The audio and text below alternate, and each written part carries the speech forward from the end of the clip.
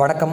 உடையார்பாளையம் அருகே தொடர் மது குற்ற செயல்களில் ஈடுபட்டு வந்த நபர் மாவட்ட ஆட்சியர் உத்தரவின் பெயரில் குண்டு தடுப்பு சட்டத்தில் சிறையில் அடைக்கப்பட்டார். இனி விரிவான செய்திகள்.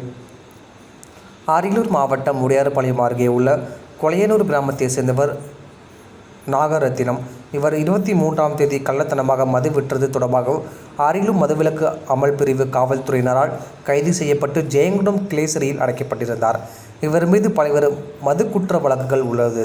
இவர் வெளியில் வந்தால் தொடர் கள்ளத்தனமாக மது விற்பனை செய்வார் என்பதால் இவரை குண்டு தடுப்பு சட்டத்தில் சிறையில் அடைக்க மாவட்ட காவல் கண்காணிப்பாளர் செல்வராஜ் மாவட்ட ஆட்சியருக்கு பரிந்துரை செய்தார். மாவட்ட காவல்துறை கண்காணிப்பாளரின் மேல் பரிந்துரையை ஏற்று அரியலூர் மாவட்ட ஆட்சியர் ஆணிமேரி சோர்ணா மது குற்ற வழக்கில் ஈடுபட்ட நாகரத்தினம் மீது குண்டு தடுப்பு சட்டத்தின்படி தடுப்பு காவலில் அடைக்க ஆணை பிறப்பித்தார். அதன் அடிப்படையில் நாகரத்தினம் குண்டு தடுப்பு சட்டத்தின்படி திருச்சி மத்திய சிறையில் அடைக்கப்பட்டார். டிஎன் செய்திகளுக்காக அரியலூர் மாவட்ட செய்தியாளர் SP ரவிச்சந்திரன்.